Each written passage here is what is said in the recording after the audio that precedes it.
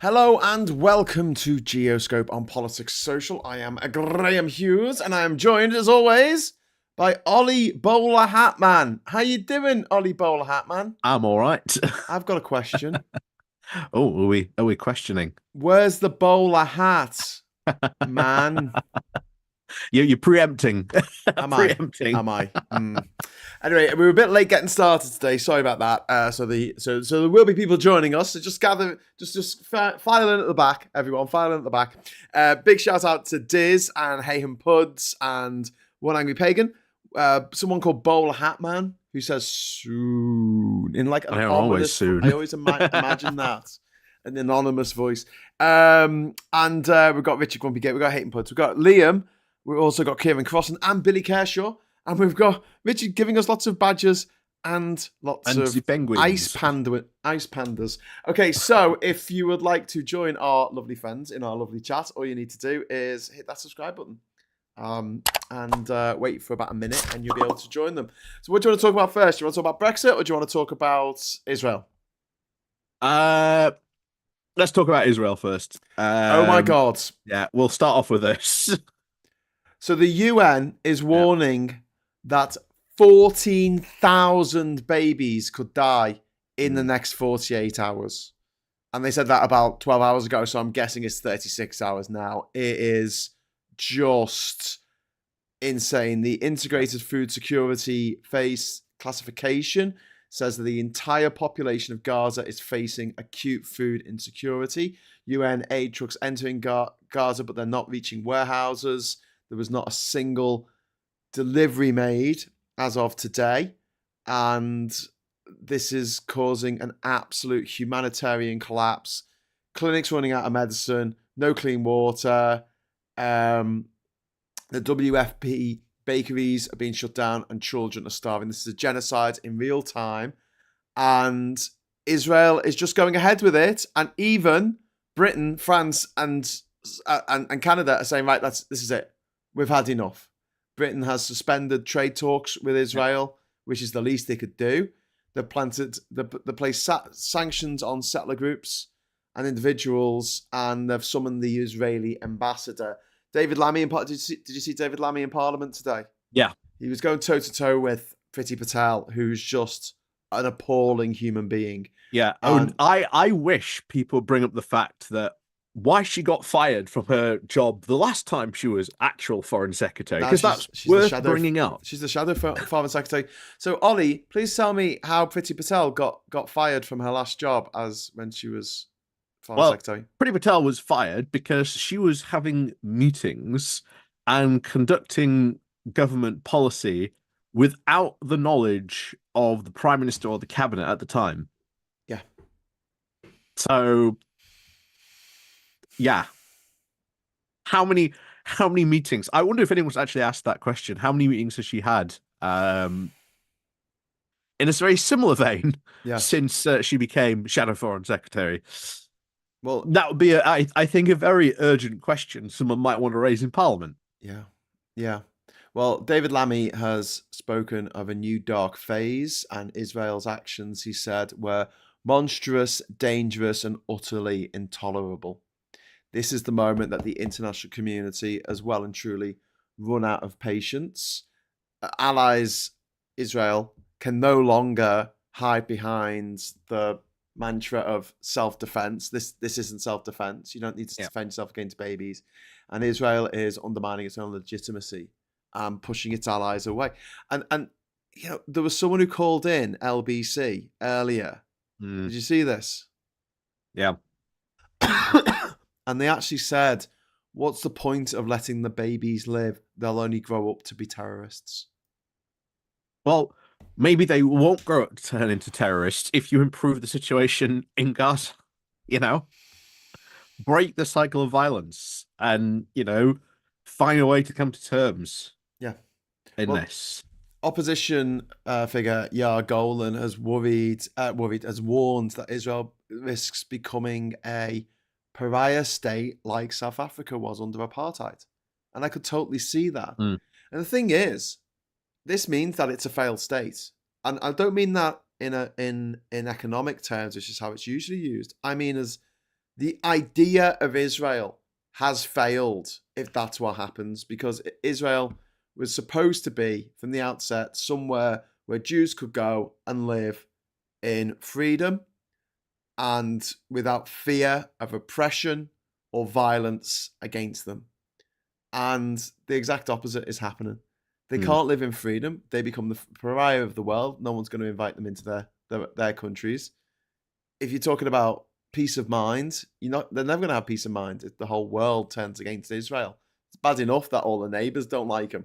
Do you know what I mean? Yeah. And so did you hear about what happened in Japan? I think it was a couple of weeks ago. No. Godzilla. So there was an Israeli tourist went to Japan, and the place where they were staying would refused to let them stay until they signed a paper saying that they haven't taken part in war crimes. Wow. That's what we need to be doing. But this is all on Netanyahu and his extremist government. He is the biggest problem, leading the far-right coalition, continuing this military escalation and humanitarian onslaught. This is just beyond anything that is even in the realms of acceptability, what they're doing. And it's all to keep him out of jail, isn't it? This is all to keep Netanyahu out of jail, because he knows that once he's not prime minister anymore. Always remember, there was huge corruption trials following him. Yeah. The only thing that saved him and that stopped those from happening is the fact that he's prime minister. It's the only reason that hasn't happened yet. And he's vowed to take control of all of Gaza, and he's being supported in that by his crazed far-right familiars in the Israeli parliament, Knesset. Yeah. I mean, there's still 250 arms export licenses from the UK to Israel, which are still active. 250. They're under review at the moment, clearly, but I mean, they should have been under review a year ago. But everything that people were saying would happen if Netanyahu was allowed to just do whatever he wanted, it's actually happening. Yeah, I think the biggest problem here is Trump. I think the biggest problem here is Trump. Second biggest problem after Netanyahu. Well, second biggest problem, yeah. Third biggest problem. Maybe Hamas is still quite a significant problem in all this. But it's absolutely Trump. Trump has pretty much allowed Israel to run free and do what it wanted. At least when Biden was in, yes, Biden allowed Israel to do a lot of bad stuff, but at least he said, "Hey, here's the line."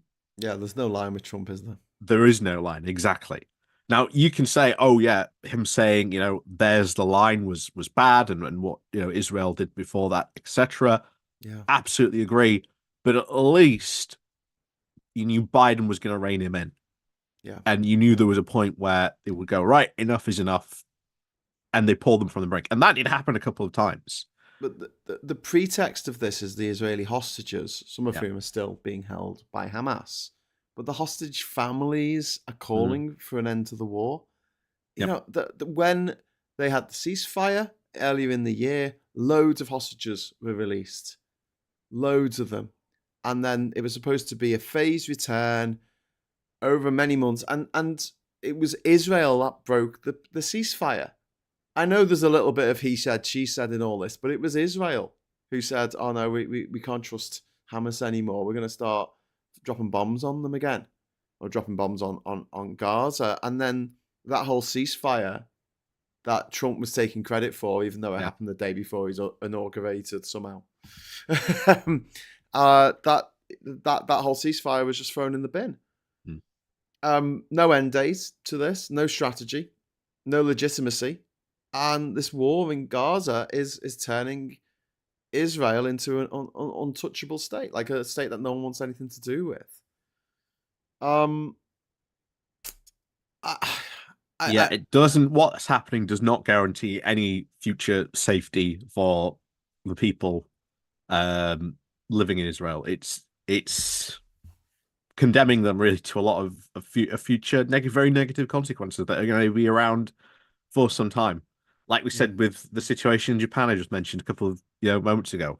You know, there could be people that born today that grow up in a couple of years' time and still get you know tarred with that same brush because the actions today, or there is still maybe it's not Hamas, maybe it's the different terrorist organization that springs up because of these Yeah. actions. Yeah. Um, it is a cycle of violence that is basically continuing over and over again, But and these things don't end until there are serious settlements this that is that, this that is go on during genocide. this. This is Yeah. going after the civilians. They're starving babies to death.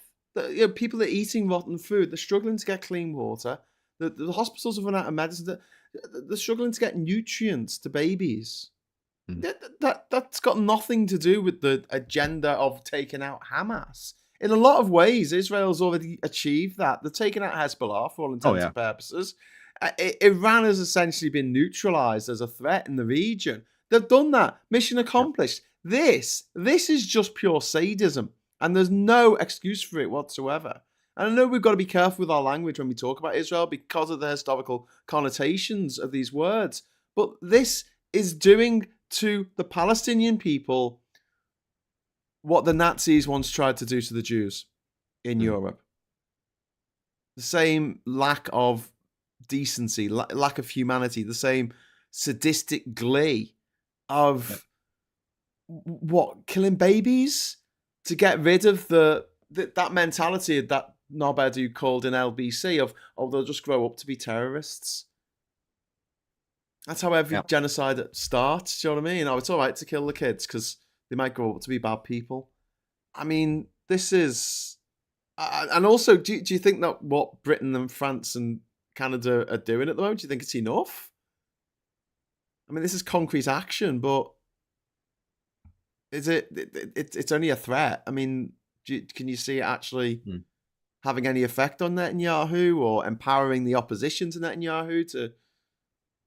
I think it would be more empowering the opposition. At the end of the day, I think that's always the situation. But there's only so much pressure, you know, we as the UK and even as Europe, we can apply. At the end of the day, the country that can stop this, and I've said this before, the only country that can really stop this is America.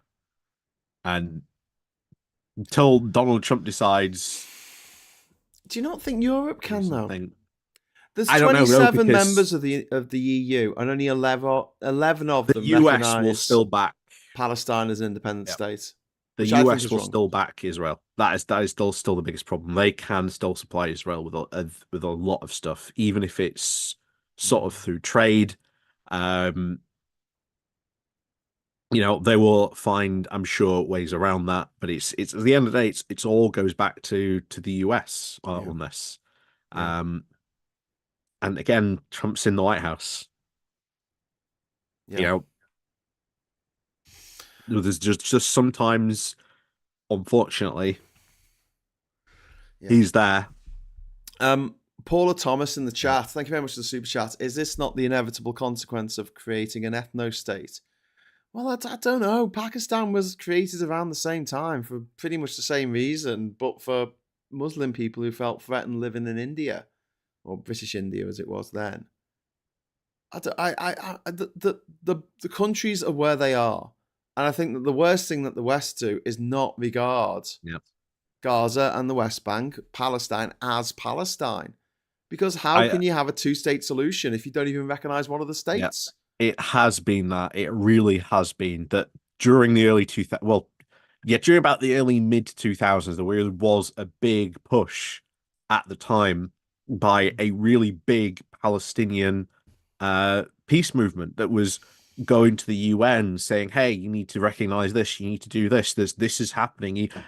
There was a big movement at that time, and the movement really felt that, doing it quote the proper way by going through the international solutions, going through the international courts to do this. This was the Mm, correct way. This was the way they were going to get justice, peace, and prosperity for the region. But unfortunately, they kept on being, you know, turned away. They were sort of vetoed by the US for a lot of years. And once again, this is what led to, well, if this type of, peaceful way to do it isn't going to work, maybe we need to go back to, violence in that way. And that was one of the biggest missed opportunities we ever had. This was also predictable, though. Yeah. If Israel continued to allow Hamas to run the Gaza Strip, close off all the borders except for tunnels into Egypt, and then they'll stockpile weapons, and every 3 or 4 years they'll lob some missiles over to Israel, and Israel will respond in kind. And Israel have a policy of, if you kill one of us, we kill 10 of you. That's their mentality. Yeah. But you say about America, Trump doesn't seem to be too happy with Netanyahu at the moment. He went to the Middle East last week. He went to the UAE. He went to Qatar. He went to Saudi Arabia. He didn't go to Israel. Yeah. And wasn't there a thing about the American hostage that was released, and they wanted to do a press conference in Qatar, and he was going to go to Doha and do it there? When Qatar helps fund Hamas, so did you see the comments from Qatar afterwards about that? No. So I think the Crown Prince came out and said, we invited Trump to be here because we thought, let's invite him, let's give him a reason to sort of negotiate, let's try and cut a deal of some description. And they were like, no, he wasn't interested. He loved all the pomp and circumstance, but at the end of the day, he just was not interested in a single thing. He was not interested in the diplomacy. He was not interested in some of the opportunities that they were apparently offering him. Yeah. And that has been the unfortunate situation. Is just Trump does not care. No, and unfortunately, neither do people in his administration either. But isn't that a good thing, kind of? Because if he did care and he was coming down hard on the side of Israel, if he doesn't give a shit either way, then surely that gives the EU and other countries putting pressure on Israel more impetus. We'll see how it happens. We'll see how this shakes out. But the European countries, I think, have to really demonstrate they're going to go through with it. Yes, they have to really demonstrate they're going to go through with it. It has to be done. I know they were discussing it in Parliament today. We've got Prime Minister's questions tomorrow. I really do think that we should say, right, this is it. We are putting sanctions in conjunction with France and Canada and anyone else who wants to get on board. Get a bunch of, Germany, get on board. Germany has, as a result of the history of what went on during the war, Germany is been the biggest funders of Israel to get started and everything. And I think it would be massive if they turned around and said, no, this is too much. We can't stomach this. This is not, not because Israel's doing this, and it appears to be in our name, in the name of people who are European or American or Canadian, and we need to be saying this isn't in our name, or our leaders need to be saying that. I know a lot of people have been saying that since the start of all this.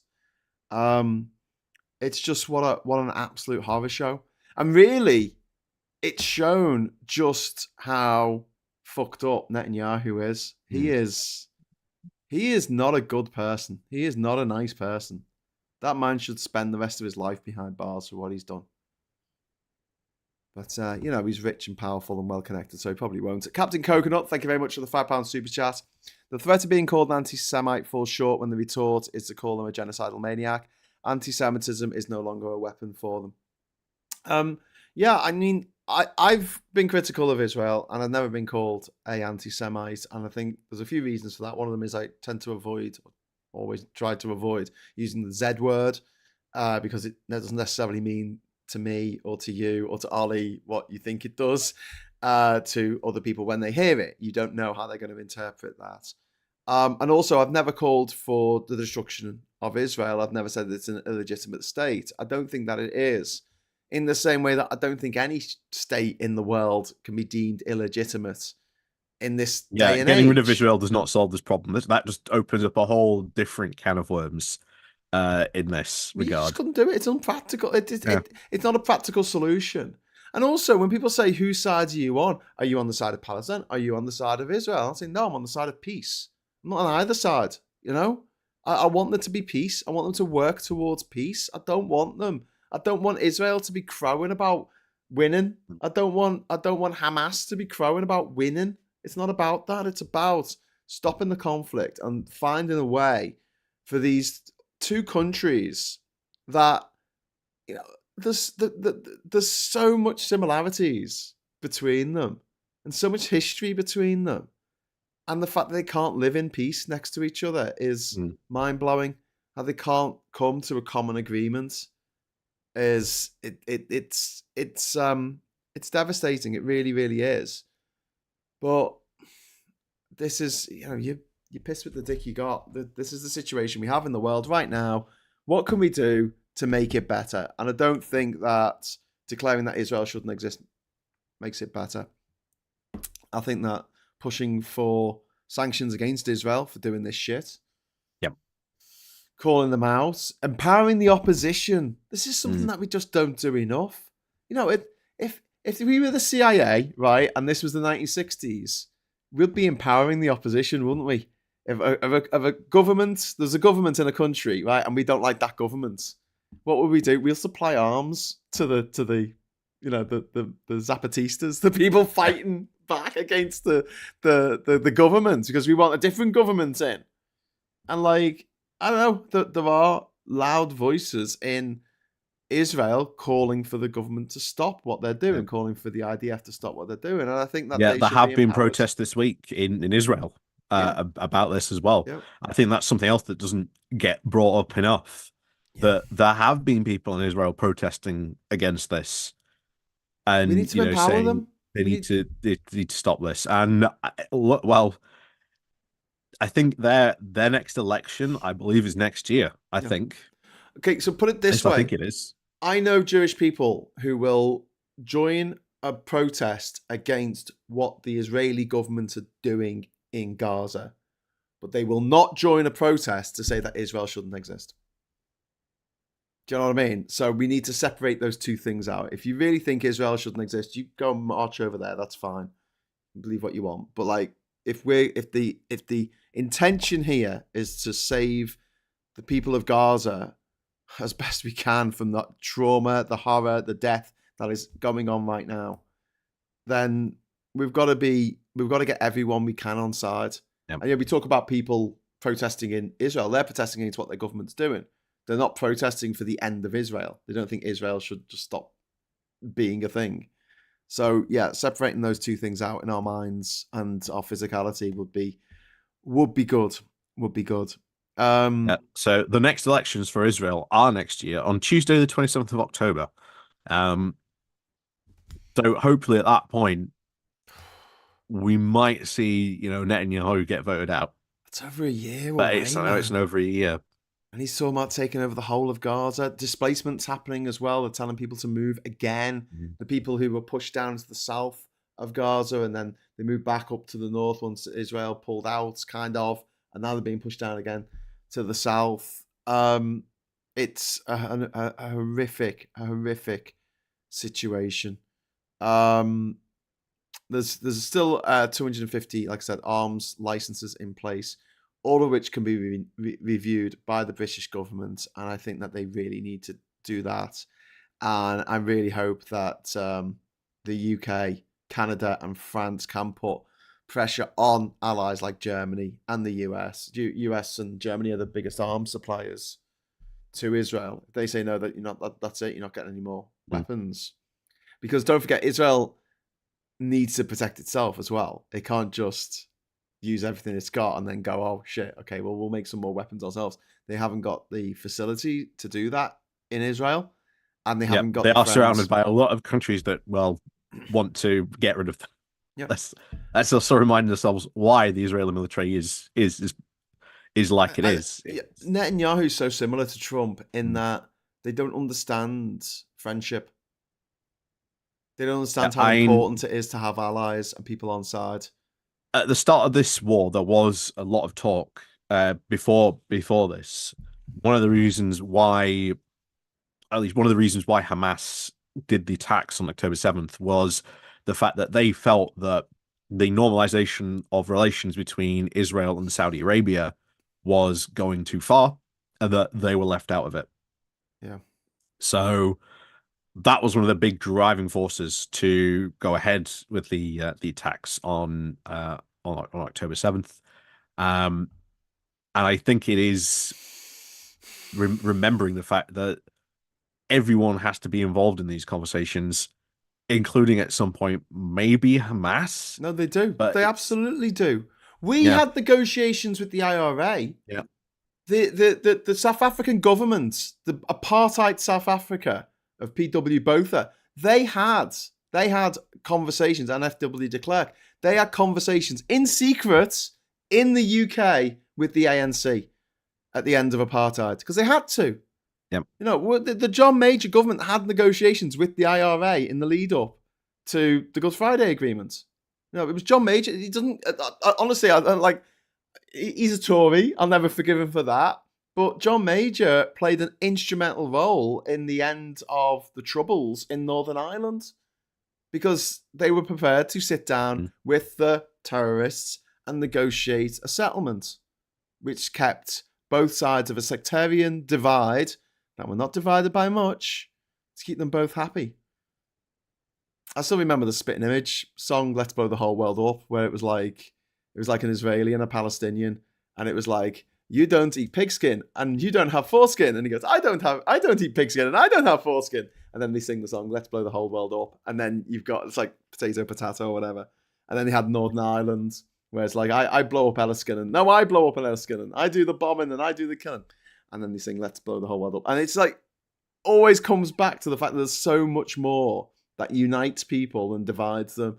But if you can make people think that someone is their perpetual enemy, and this is what they do in Israel, because don't forget, another thing in Israel, it's a highly militarized society.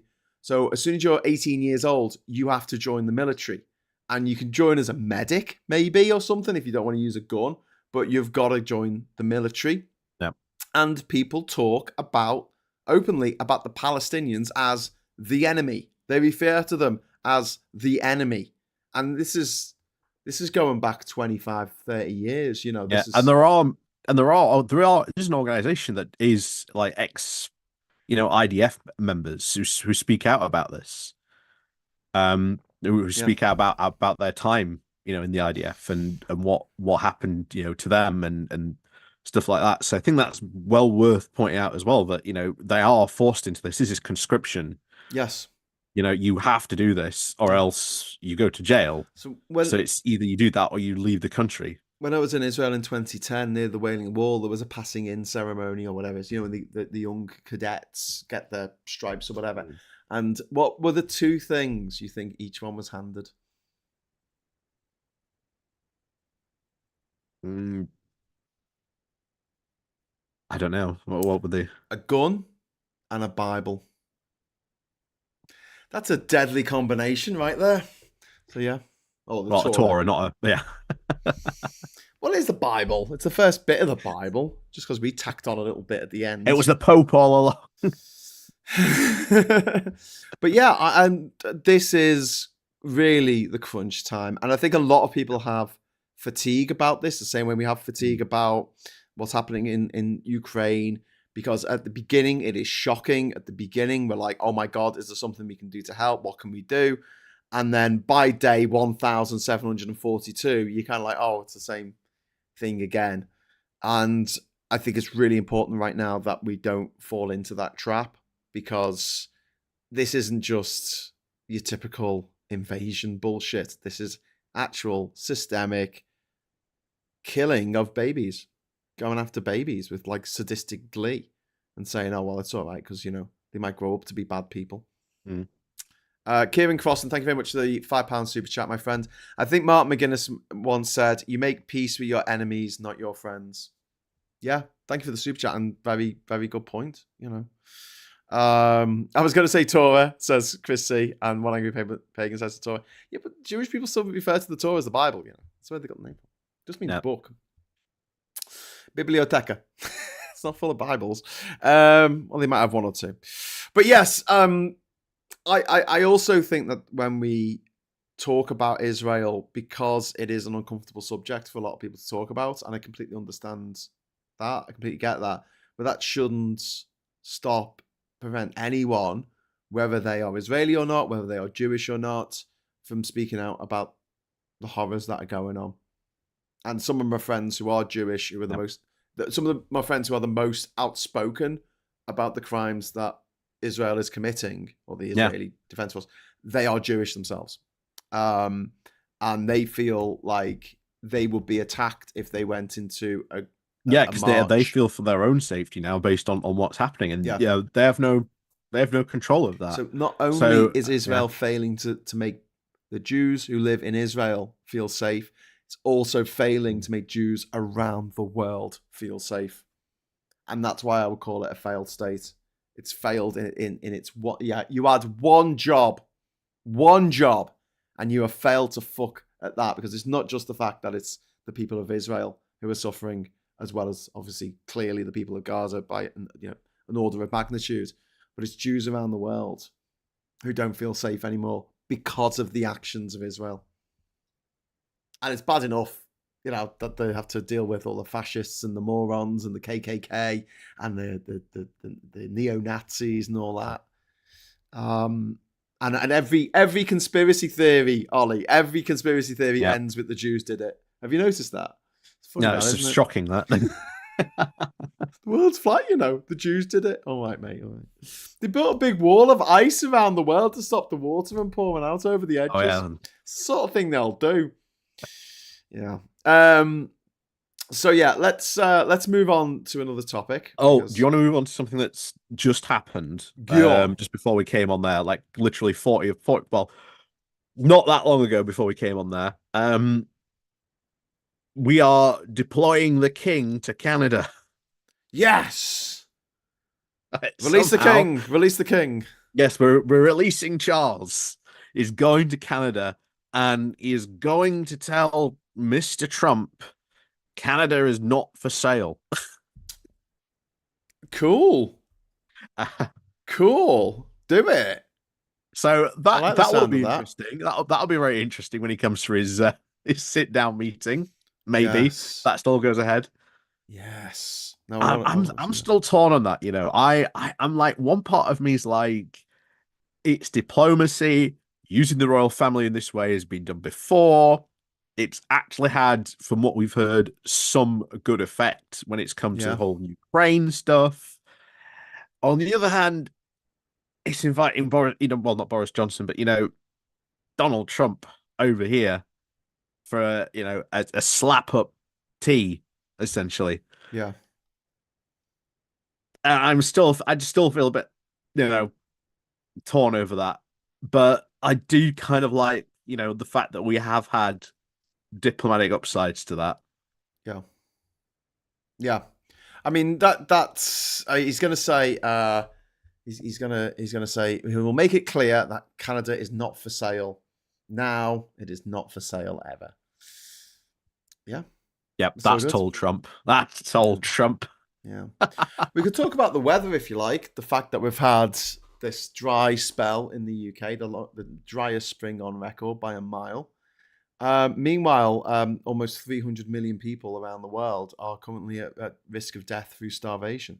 It's not just the 2.1 million who live in Gaza, but people around the world. And this is all being caused by climate change, which now people are saying louder than they have for the last 30 years, that it's all a big hoax and it's not real. You've got Richard Tice being invited on the TV, and he says, the climate just changes all the time. It's not something to worry about. Yep. Do you know something that doesn't happen all the time? You don't get animals digging all the carbon out the ground from under the ground, where it's safe, locked away, and burning the fucking carbon. That's not that's never been part of a natural process of the planet. Well, now we've got this Brexit deal in place, because this is a good opportunity to segue into it. Now we've got this Brexit deal in place. We need to go for the opportunities this offers. And I don't know if I've talked about on here before, but I know I have on my own channel Yeah. about the possibility of like turning the North Sea into a big giant, wind farm. That is possible, Yeah. but you would need like the EU to also make it a possible reality as well. It would be a really good project Yeah. to do. Yeah, It absolutely. It would would. massively empower sort of green industries, Yeah. not only here but in the EU as well, to obviously build and sort of make all the infrastructure for the parts and the needed to build the wind turbines, the cables, everything you need. Massive job creator as well. Yeah. Provide a lot of power Yeah. to the UK, parts of France, Belgium, Netherlands, Germany. It would be good. Just have to do it. Yeah. Just have to sort of get that ball rolling on Yeah. that. It's a big Absolutely. project, would take a long time to do, but it would be worth it. Oh, absolutely. I mean, the Dogger Bank is going to be the largest wind farm in the world, and we have a lot of wind power around the British Isles, and a lot of tidal power as well. Mm. I mean, we could wipe the floor with it. We could have enough power for every single household in the UK, and then some. We can export the rest. We would actually make a profit. And the fact that Richard Tice and all his fossil fuel industry funded mates were like, oh, no, we can't have that. We don't want to be a rule taker, Ollie. We don't want to be a rule taker. Alistair, thank you very much for the £2 super chat. Release the sausages fingers to protect Canada. Release the sausage fingers. Famously, Trump sausage fingers. Trump sausages. Yeah. Keir Starmer accidentally said release the sausages, didn't he, instead of hostages? Yeah. At the Labour Party conference, and I was there, and everyone was like looking at each other, did he just say sausages?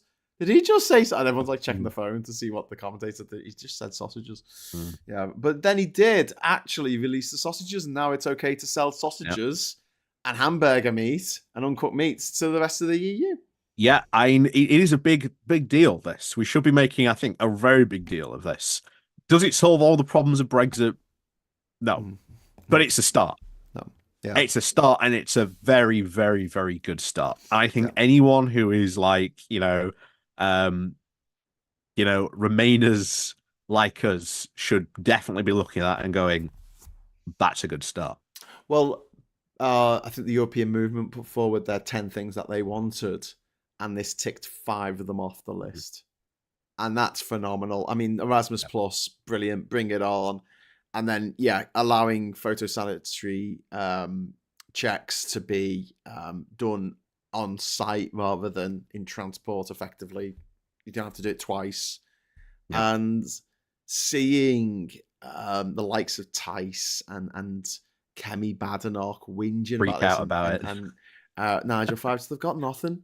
They're talking about losing the Brexit freedoms. What Brexit freedom? Yeah, what deal? This is what I hope gets brought up tomorrow, because it's inevitable. This will be brought up tomorrow in B&Qs. Starmer should just fire back and just go, okay, what's your? How do you solve this? Yeah. What's your alternative? Oh, we've had your alternative. Yeah. And you should bring up the job losses, the loss of GDP, all the businesses that have stopped trading with the EU, all the businesses that have gone under because of this. Yeah. That's I hope what he does tomorrow when he fires back Kemi Badenoch. I really, really hope he does. She doesn't have a leg to stand on. She really does not have a leg to stand on. She's not lasting long. No. I wanted to stay in post because she's so crap at her job.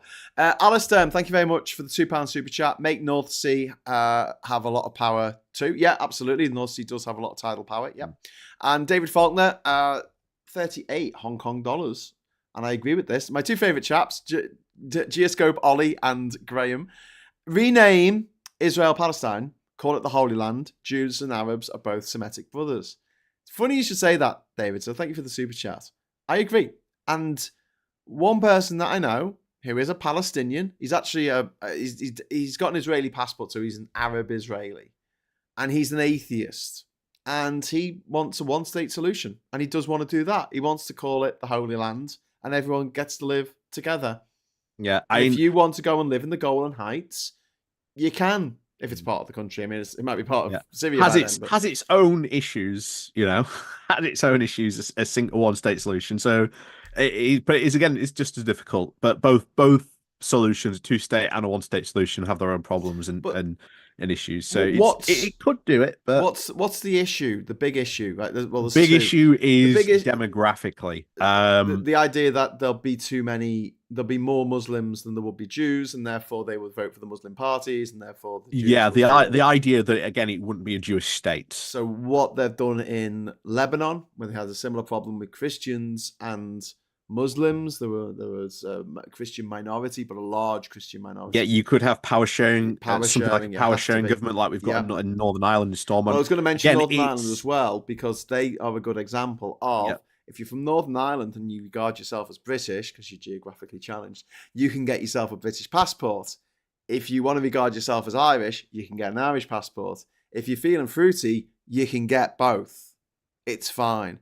And to have that kind of setup as well. The Holy Land, you can get an Israeli passport. It'll have a Magen David on the front. You can get a it's again, it's what's going to be the reactions, unfortunately. I don't think it's going to happen, mate. I just say this is you look at what this is what I would like. What the Israelis want. The Israelis still want a Jewish state, and that is, I think, one of the reasons why a one-state solution is a non-starter. They specifically want a Jewish state, and the Palestinians want their own state as well. So the two-state solution, I think, is always the preferable solution.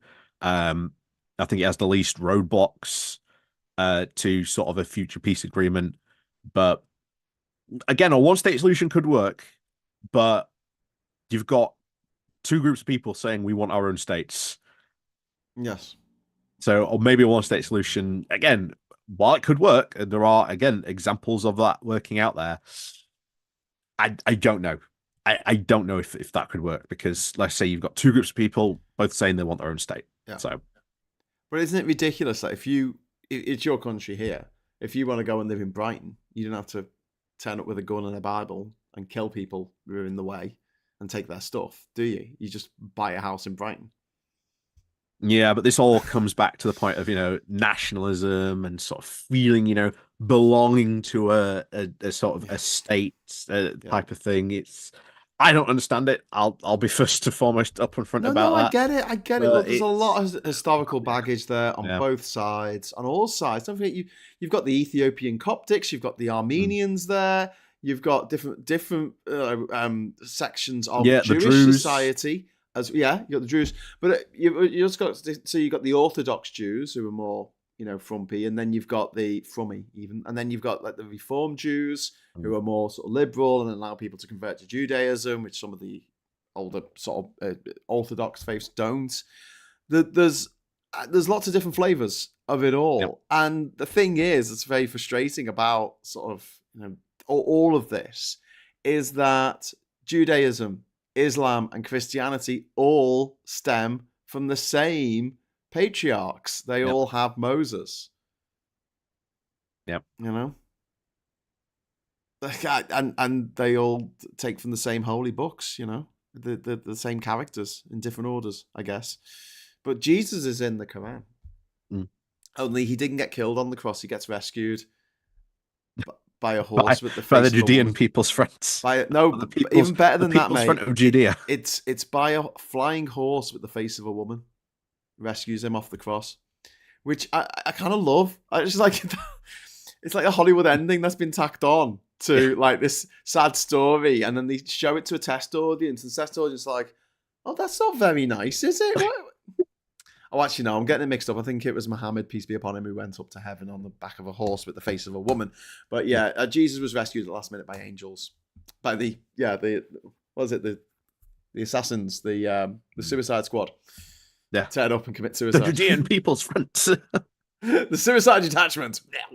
Puninator, thank you very much for the £20 super chat. It's very kind of you. I never got to vote in the referendum. The only thing stopping me rioting over my EU being stolen is the identity that in every passing year we get more majority on the Brentry movement. By the way, you missed my membership notification. Oh my God. Oh, that's so naughty of me. I'm very sorry, Puninator. And I'm trying to look where the notification is and I can't find it because it doesn't let me go all the way to the top. It actually cuts it off, when you're trying to go back over old messages. So I'm going to say, Puninator, welcome to the channel. You are awesome. Yeah. You are awesome. Woohoo! Thank you for joining. Anyone else want to join? Just press the join button and become a joiner. A rejoiner. But yes, go on. I was going to, speaking of a good news story in Europe, Romania. Oh yes, we had elections and the goodies won. Yes, and the baddies lost. I like it when the baddies lose. Remember the last time, and reason why Bohemia's I can't even say it now. Romania is here is because the last time they had these elections, there was a widespread investigation into the fact that there had been some anomalies in this particular election. So the Supreme Court annulled it and said, okay, you have to rerun this again. Yeah. And it looks like really that the mass turnout, like apparently everyone turned out in droves. I think they were in like the high 70s in the turnout in Romania. It was a big turnout for an election in Romania, and they voted in their droves to kick out this ultra nationalist who was like, no, we want to be like pro Putin.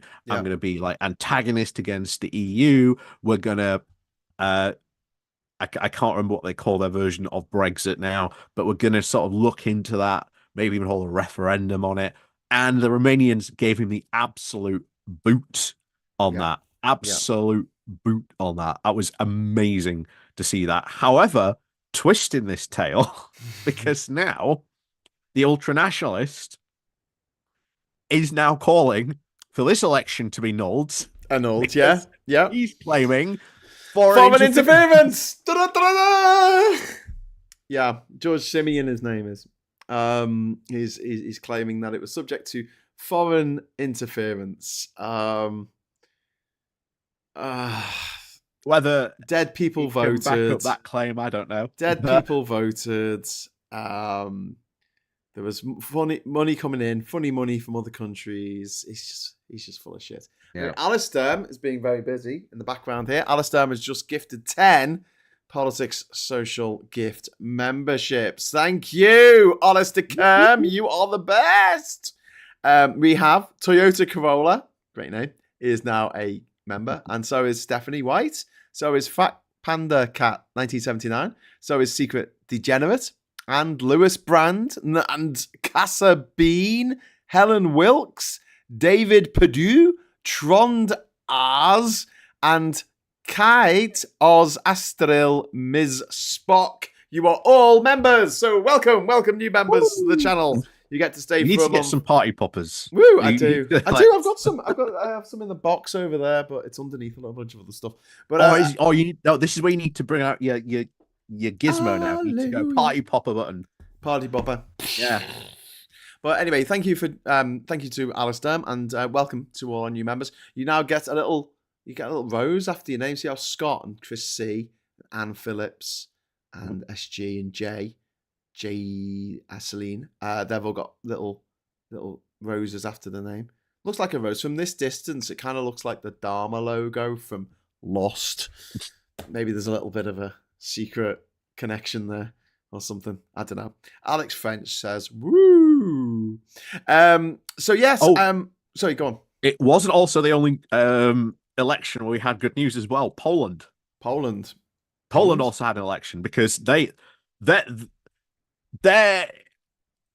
election and democracy is kind of weird because it's sort of like here's like a parliamentary system, but is also like a presidential system, but also kind of isn't neither of that either.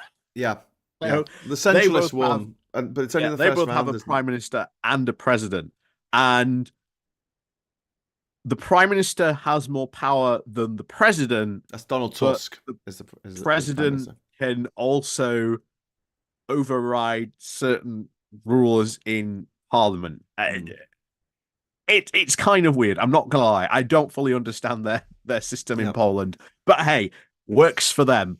And the guy who has been the president for the last couple of years has been very, very much hard right, really big ally to like the Peace and Justice Party, although they are now so bankrupt they can't even rub two coins together to pay for a lawyer.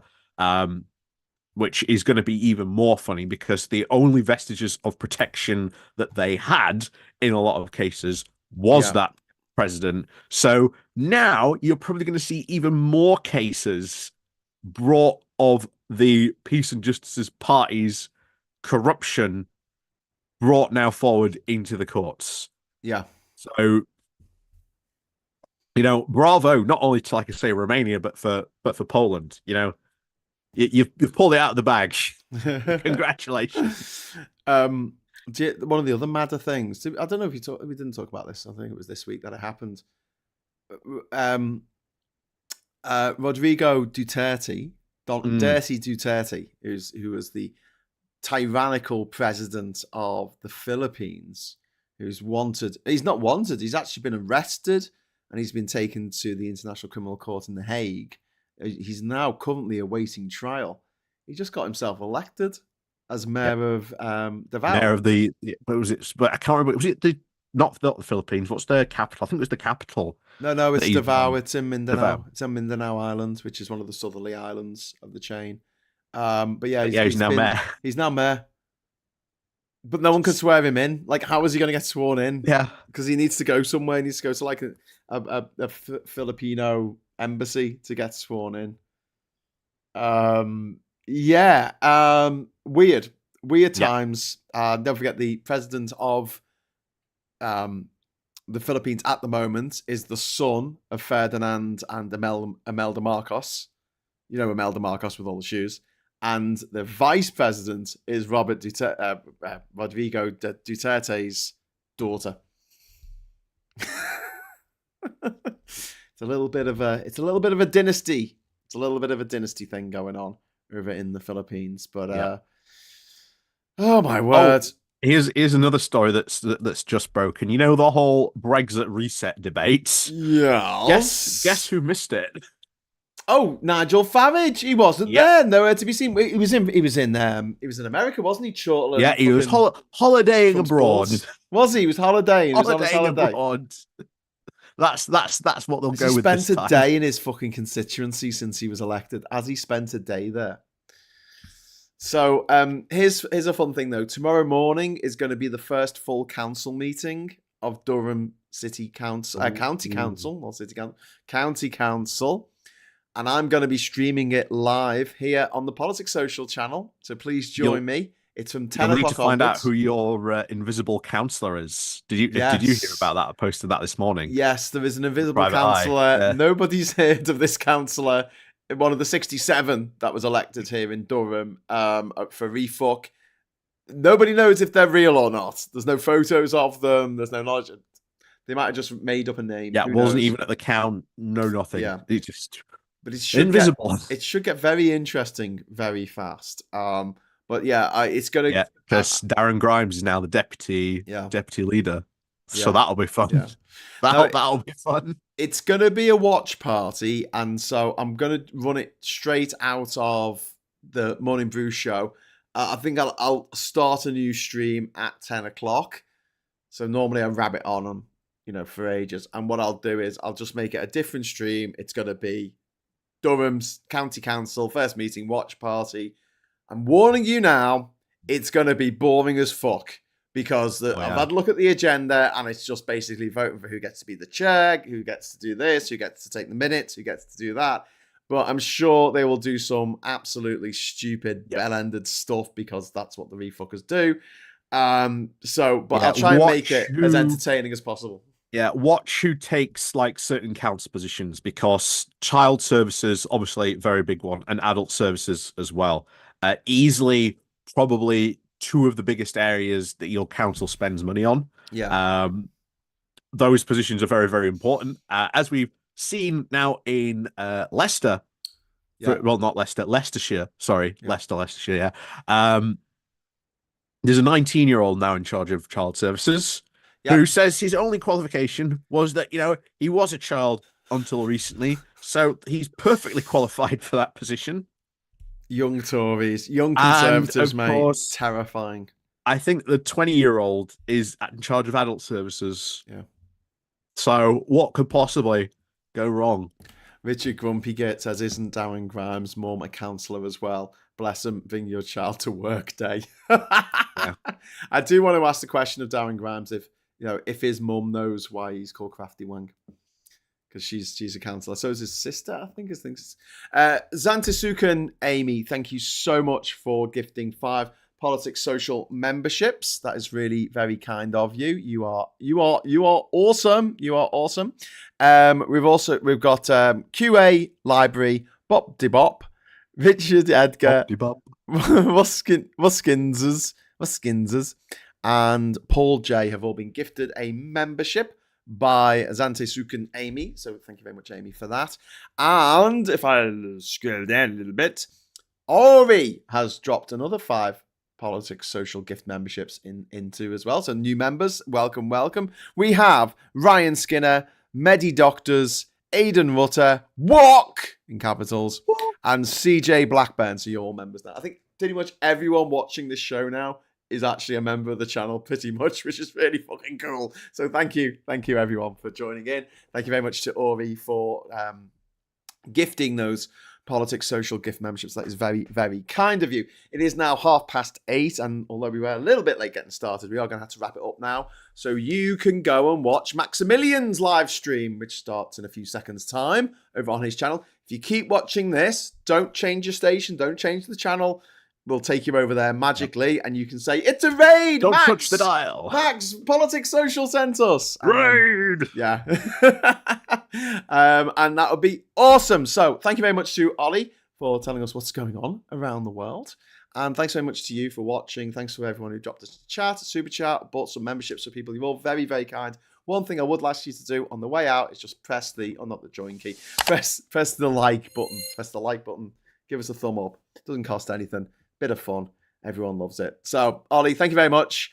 And to everyone else, I'll see you at 9 o'clock tomorrow morning. And until then, hello, good evening, welcome, and goodbye. Bye.